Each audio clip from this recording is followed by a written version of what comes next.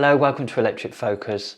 With energy prices at record highs in the UK now in November 2022, is it still cheaper to run an electric car against a petrol or diesel car?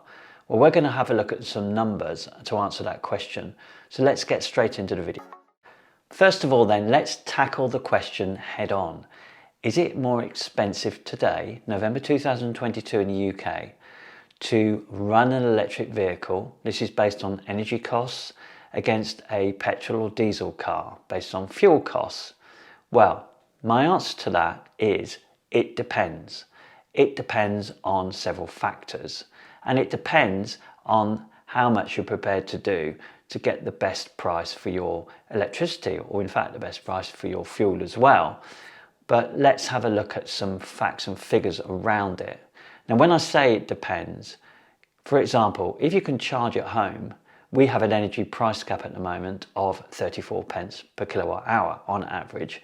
So that's going to be the maximum you need to pay for electricity. There are also what are called time of use tariffs for people who've got electric vehicles, where you can get cheaper rates overnight.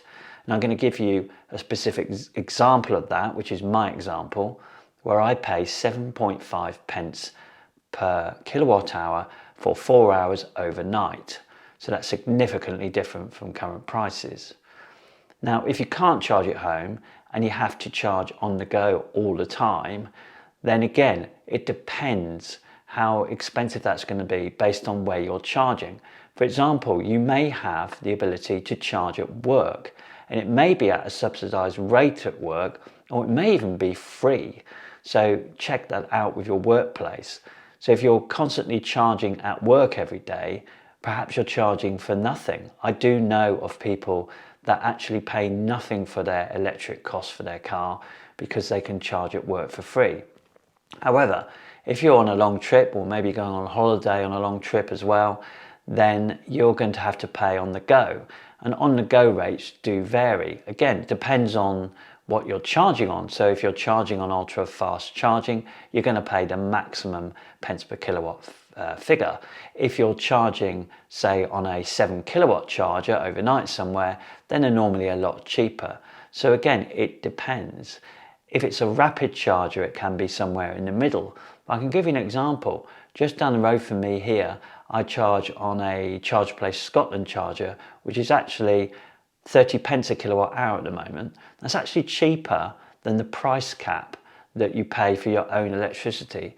So it does vary out there, and you need to have a look out there to see the best value you can get. If you're charging at home though, it's pretty simple. And I'm going to give you some examples here to make sure it's clear what the real cost is of charging an electric vehicle. Now, I'm going to give you an example with my car, which is the Jaguar I-Pace. Now, first thing to say about the Jaguar I-Pace, it's certainly not the most efficient car. There's much more efficient cars out there. So you could do even better on these figures with a more efficient car. So the Jaguar I-Pace has a 90 kilowatt battery, but a usable 84.7 kilowatt battery. So with that size of battery, how much is it going to cost me to fully charge at home if I was charging from 0 to 100%? So before we get into electricity costs, let's have a look at how much it costs to run a petrol and diesel car. Now, I'm going to take the pence per mile figure that's quoted by the HMRC for unleaded cars between 1400 cc up to 2000 cc. So that covers a broad range of cars. And that figure is 18 pence per mile. So that's meant to cover the average cost of fuel there for cars in that capacity. So now let's look at the scenario for me with my Jaguar I-Pace. Not a particularly efficient car, but I do have the ability to charge at home. Now, if I wasn't using a time of use tariff and I was just paying the current cap, the average figure of 34 pence per kilowatt hour, I need to take the capacity of my battery, which is 84.7 usable. So 84.7 times by 34 pence a kilowatt hour. And that gives me a figure of £28.80 for the cost of charging from 0 to 100%. Then I take the average mileage that I can achieve on a full battery. Now, I'm giving you real mileage here. The WLTP figure is 292, I think it is, for my car.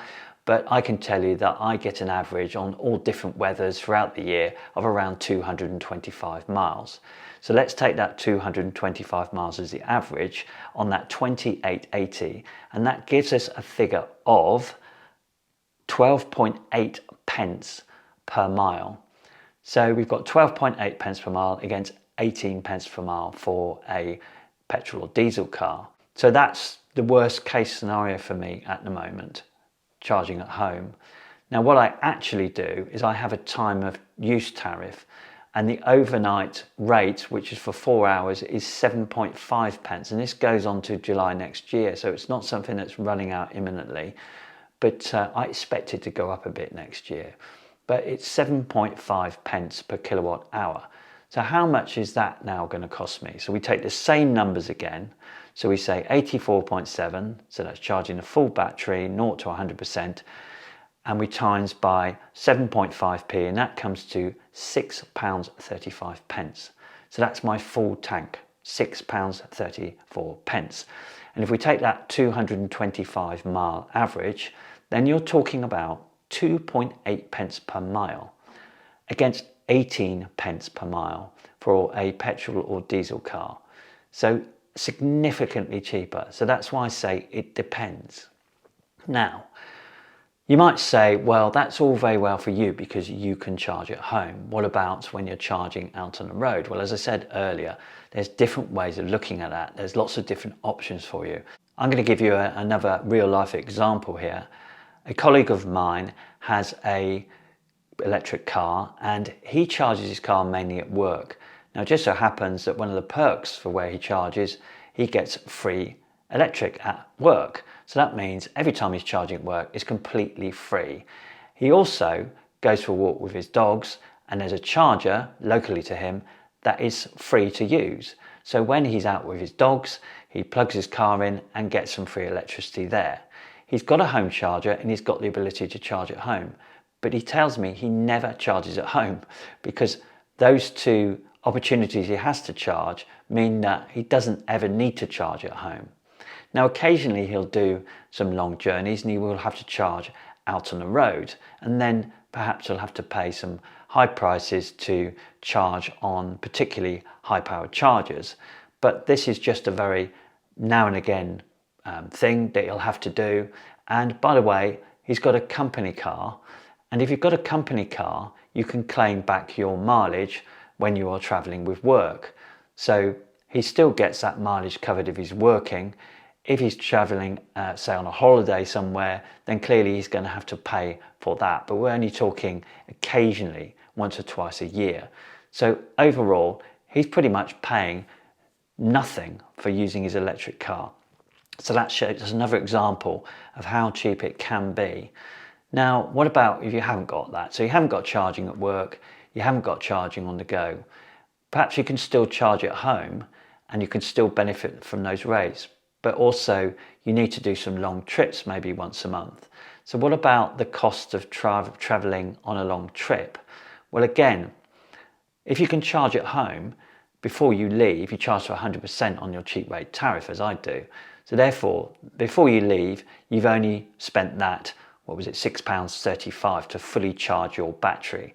So you start off with that as the figure that you spent.